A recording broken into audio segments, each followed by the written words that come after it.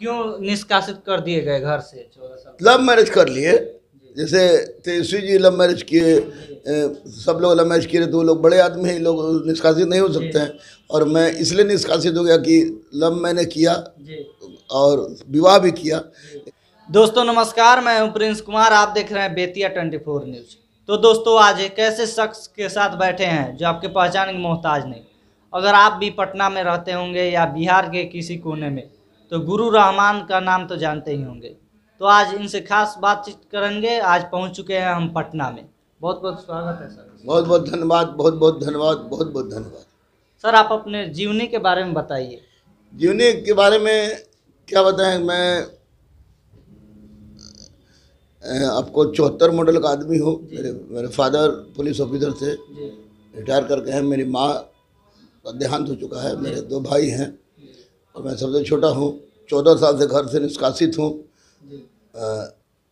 और गरीब, अनाथ, असहाय, दिव्यांग, ट्रांसजेंडर सहित के परिवार और जिनके फादर बॉर्डर पर रहते हैं उनको शिक्षा दीक्षा देने का काम करता हूँ। क्यों निष्कासित कर दिए गए घर से 14 साल? लव मैरिज कर लिए। जैसे तेजस्वी जी लव मैरिज किए, सब लोग लव मैरिज किए, तो वो लोग बड़े आदमी हैं, लोग निष्कासित नहीं हो सकते हैं। और मैं इसलिए निष्कासित हो गया कि लव मैंने किया और विवाह भी किया। लेकिन सबसे बड़ी बात थी कि जो तथाकथित समाज है ढकोसलापूर्ण, वो लोग कहता है कि आप अपनी पत्नी को मुसलमान बनाइए, बच्चे को मुसलमान बनाइए। तो वो मुझसे नहीं हो सकता, क्योंकि मैंने मोहब्बत किया था जिसमें कोई शर्त नहीं थी। मेरी बेटी का नाम अदम्या अदिति है, मेरे बेटा का नाम अभिज्ञान अर्जित है, मेरी पत्नी का नाम अमिता कुमारी है। लेकिन दुनिया से लोग निष्कासित कर दे, मैंने ये प्रमाणित कर दिया कि कोई शर्त होती नहीं प्यार में। तो कोई बिना शर्त के, हम अखंड हिंदुस्तान एक छोटे से मकान में रहता है जहाँ मैं, मेरी बेटी, बेटा और मेरी पत्नी रहती है। पता चलता है कि कोई भी शुभ कार्य करते हैं तो हनुमान जी का पूजा करके करते हैं। पता चलता नहीं है, ये यथार्थ है, क्योंकि अजर अमर देवता है बजरंग बली। और निश्चित रूप से कोई भी शुभ कार्य हो, मैं उन निश्चित रूप से मंगलवार को सुंदरकांड करता हूं। और ये आज से नहीं, विवाह से पहले से मैं 1994 से कर रहा हूं और मुझे नई ऊर्जा मिलती है। और इस ऊर्जा के बल पर मैं कोई से कठिन काम करने में सफल होता हूं। मैं बजरंग बली को अनन्य भक्त मानता हूं, मैं उनको बॉस कहता हूं, मैं उनके चरणों में रहता हूं। और मैं जानता हूं कि दुनिया की कोई भी संकट आती है तो बजरंग बली उसको दूर करते हैं। पता चलता है कि आप 11 रुपया में मात्र दरोगा बनाते हैं।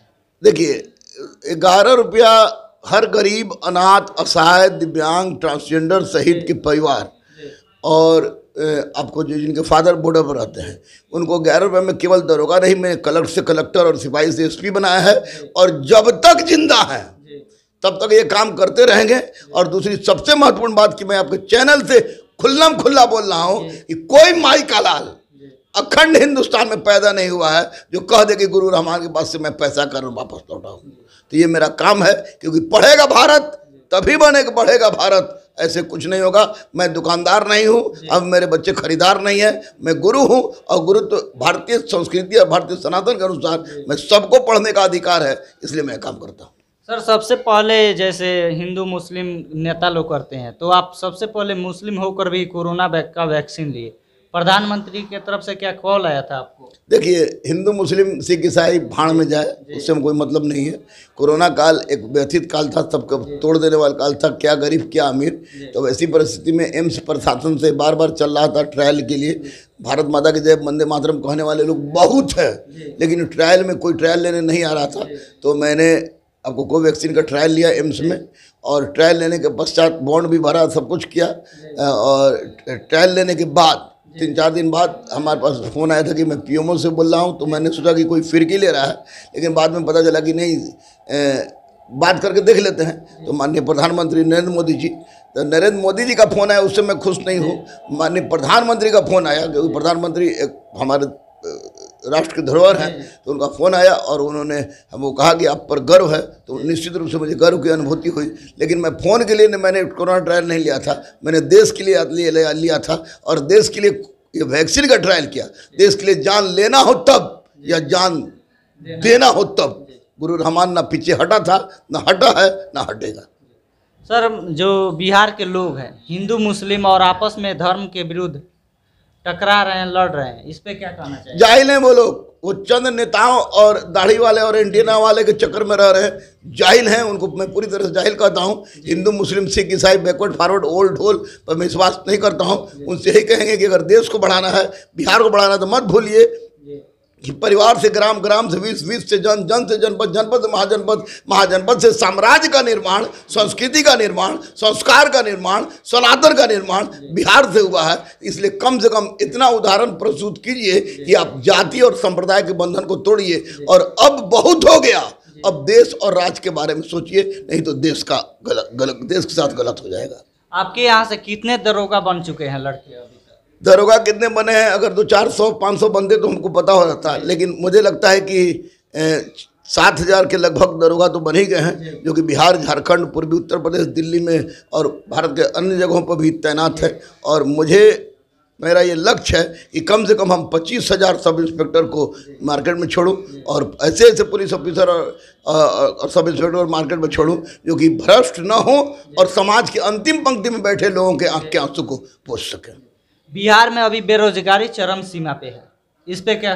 100% सरकार दोषी है, सरकार दोषी है। ये रामायण काल था कि जब पुरुषोत्तम श्री राम कहते थे कि अगर राज्य की एक जनता भी भूखी रहती है तो राजा को राज्य छोड़ देना चाहिए। तो वैसी परिस्थिति में ये पूरी तरह सरकार दोषी है, कहती कुछ है, करती कुछ है। और छात्रों के साथ अन्याय हो रहा है क्योंकि छात्रों का कोई एक महत्वपूर्ण नेता नहीं है, छात्रों का संगठन नहीं है। छात्र बैकवर्ड छात्र, फॉरवर्ड छात्र, हिंदू छात्र, मुस्लिम छात्र, राजद छात्र, कांग्रेस छात्र, भाजपा छात्र, जदयू छात्र के रूप में बटे हुए हैं। मैं यही कहूंगा कि छात्र एक हो और अपनी शक्ति को दिखाएं। युवा जब एक होगा तो वायु बनेगा, और वायु जब धीमी चली तो बसंत हवा अगर कबर के चली तो व्यवस्था को कबारने की क्षमता रखता है। इसलिए सारी गलती सरकार की है और उससे भी बड़ी गलती युवाओं की है, जो कि अलग अलग झंडा और अलग अलग पार्टी, अलग अलग जाति में बंधे हुए हैं। सर, आप क्या भविष्य में राजनीति में आने वाले हैं? Definitely note. मेरी पत्नी का स्पष्ट रूप से कहनाम है कि एक रहमान संसद में जाए, उससे अच्छा 200 रहमान संसद में जाए, लेकिन इतना तय है कि अपने गुरुकुल से मैंने विधायक भी बनाया है, तो अपने गुरुकुल से मैं विधायक MP को बनाऊंगा और निश्चित रूप से ऐसा करूंगा जो देश के लिए कल्याणकारी हो। हमारे आने वाले पीढ़ी को क्या कहना चाहेंगे, अपने छात्रों को क्या कहना चाहेंगे? मैं छात्रों को यही कहूँगा कि देखिए, मैं विवेकानंद का परम भक्त हूँ। अब विवेकानंद को मैं अपना आदर्श मानता हूँ कि इस विचारधारा पर चलिए कि मैं उस प्रभु का सेवक हूँ जिसे अज्ञानी लोग मनुष्य समझते हैं। तो आप जाति पार्टी के पैजामा से अलग निकल के आप मानवता, मनुष्यता के रास्ते पर चलिए और देश का कल्याण सोचिए, क्योंकि युवा अगर भी सूख गया तो देश भी सूख जाएगा। इसलिए युवा से ही देश है। इसलिए युवाओं से मेरा अनुरोध है कि सारे बंधन को तोड़कर पहले एक हो। चलिए, इतना कीमती समय देने के लिए बहुत बहुत धन्यवाद sir. Thank you, thank you, thank you.